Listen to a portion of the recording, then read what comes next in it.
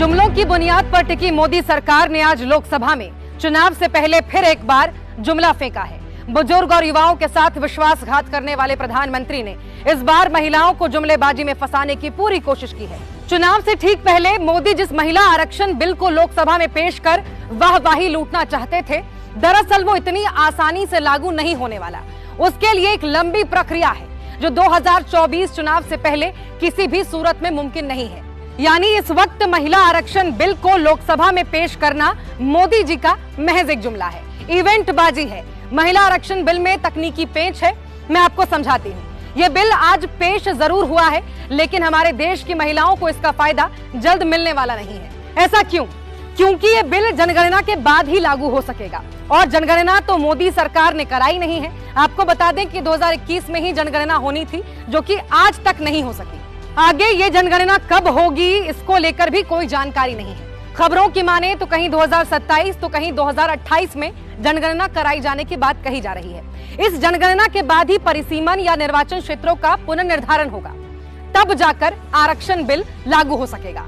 मतलब पीएम मोदी ने चुनाव से पहले एक और जुमला फेंका है, और यह जुमला अब तक का सबसे बड़ा जुमला है। मोदी सरकार ने हमारे देश की महिलाओं के साथ विश्वासघात किया है, उनकी उम्मीदों को तोड़ा है। आप खुद देख लीजिए, चुनाव जीतने के लिए बीजेपी, पीएम मोदी किस हद तक गिर सकते हैं। जिस बिल के पास होने की अभी कहीं से कोई उम्मीद ही नहीं है, उस बिल को लोकसभा में पेश कर मोदी जी देश की महिलाओं और जनता को गुमराह कर रहे हैं, झूठ बोल रहे हैं, विश्वासघात कर रहे हैं। इसके लिए जनता आपको कभी माफ नहीं करेगी मोदी जी। कुछ चीजें दलगत राजनीति से ऊपर होती हैं, और महिलाओं का सशक्तिकरण और भागीदारी मुझे लगा था उसमें से एक है। मैं आज इस देश की एक महिला होने के नाते बोलना चाहती हूं। एक वो महिला जो नौकरी करती थी और फिर लगा कि सार्वजनिक जीवन में बदलाव का सबसे सशक्त माध्यम है राजनीति से जुड़ जाना। ऐसा इस देश की बहुत सारी महिलाओं को लगता है। एक आधी आबादी है जिसको यह लगता है कि उनका प्रतिनिधित्व होना चाहिए, उनको आरक्षण मिलना चाहिए। तो जब मोदी सरकार ने विमेंस रिजर्वेशन बिल की, महिला आरक्षण की बात की, तो हम प्रफुल्लित हो उठे। हमें लगा चलो जो काम हमने शुरू किया था, जिसकी ओरिजिनल शिल्पकार यूपीए की सरकार श्रीमती सोनिया गांधी थी, हमने राज्यसभा में बिल पारित कराया था, अब वो क्रियान्वित होगा। लेकिन अब पता चला कि मोदी जी की नीति और नियत दोनों में खोट है। आज भी महिला आरक्षण पर किंतु परंतु अपितु से पूरा बिल भरा पड़ा है।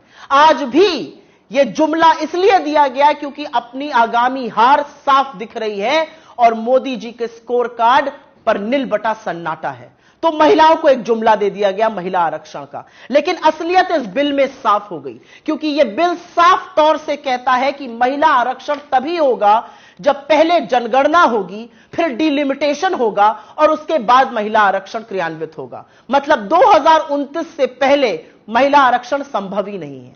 जिन लोगों को लग रहा था कि 2024 में 10 साल सत्ता चलाने के बाद मोदी जी एक काम तो अच्छा कर जाएंगे, उनको भी ठग लिया मोदी जी ने। आज इस देश की महिलाएं अपने आप को ठगा महसूस कर रही हैं, क्योंकि डिलिमिटेशन, जनगणना होते होते 2029 तक ही यह संभव हो पाएगा। यह जो बिल था, हमारा लाया हुआ बिल, राज्यसभा में 9 मार्च 2010 को पारित हुआ था। अगर आपकी नीति और नियत साफ होती तो आप उसी बिल को लोकसभा में लाते, बिना कंडीशन के उसको पास कराते, और महिला आरक्षण एक रियलिटी बनता। लेकिन असलियत यह है कि आपने महिला आरक्षण के नाम पर भी देश की आधी आबादी को एक जुमला थमा दिया। बहुत कुछ कहने से ज्यादा एक ही चीज कहना चाहती हूं आज। अगर आपकी नीति साफ है तो आपको फिर से जाकर वही काम करना चाहिए जो हमने किया था। किंतु परंतु अपितु हटाइए, महिलाओं के सशक्तिकरण की बात कीजिए। जो दूरदर्शिता राजीव गांधी जी ने दिखाई, आज उसका परिणाम है कि 30 लाख से ज्यादा निर्वाचित लोकल बॉडी इलेक्शंस में 10 लाख से ऊपर महिलाएं हैं। जो दूरदर्शिता और दृढ़ निश्चय सोनिया जी ने और मनमोहन सिंह जी ने दिखाया था, वो एक बार अगर आप दिखाते तो 2024 के चुनावों में महिलाओं की 1/3 भागीदारी होती। लेकिन अब जो आपने किया है वो एक इवेंट था, वो जुमला था। आपको नए सदन में जाना था, एक बड़ा इवेंट करना था, और बड़े इवेंट को करने के बाद निकला क्या? खोदा पहाड़ और निकली चूहिया। खोदा पहाड़ और पता चला 2024 में नहीं, ये तो 2029 में शायद संभव हो पाएगा। अगर आप चाहते तो आप जनगणना 2020 से 23 के बीच में करा सकते थे। सब कुछ हुआ, लेकिन जनगणना नहीं हुई। फिर भी आपने जनगणना को और डिलिमिटेशन को एक क्राइटेरिया बनाया। तो देश की महिलाएं आपसे आज सवाल पूछ रही हैं कि अपने जुमलों का शिकार आपने इस देश की आधी आबादी को भी बना दिया?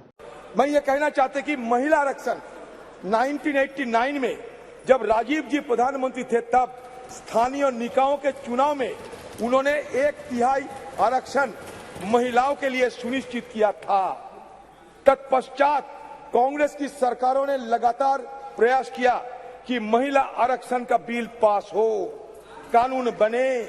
लोकसभा एवं विधानसभाओं के लिए भी 1/3 आरक्षण के लिए राजीव जी की सरकार, देखो प्रधानमंत्री जी कह रहे थे कि व्यवहार से पता चलेगा कौन कैसा व्यवहार करता है। प्रधानमंत्री खुद आप देख लो, प्रधानमंत्री का अपमान कर रहे हैं आप लोग।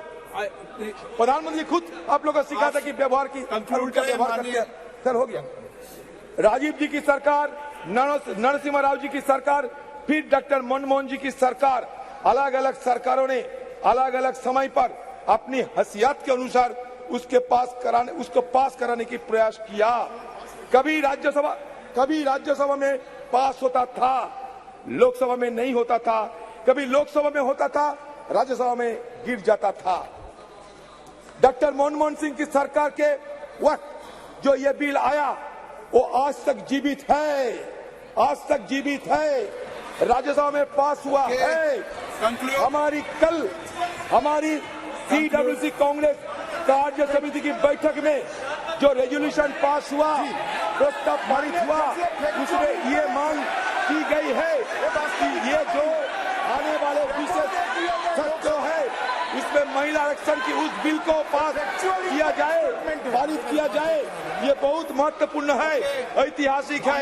आपको ज्ञान है कि पूर्व कांग्रेस अध्यक्षा श्रीमती सोनिया गांधी ने पत्र भी लिखा था हमारे प्रधानमंत्री जी को, पत्र लिखा था। हम फिर से उस मांग को इस प्रस्ताव के जरिए दोहराते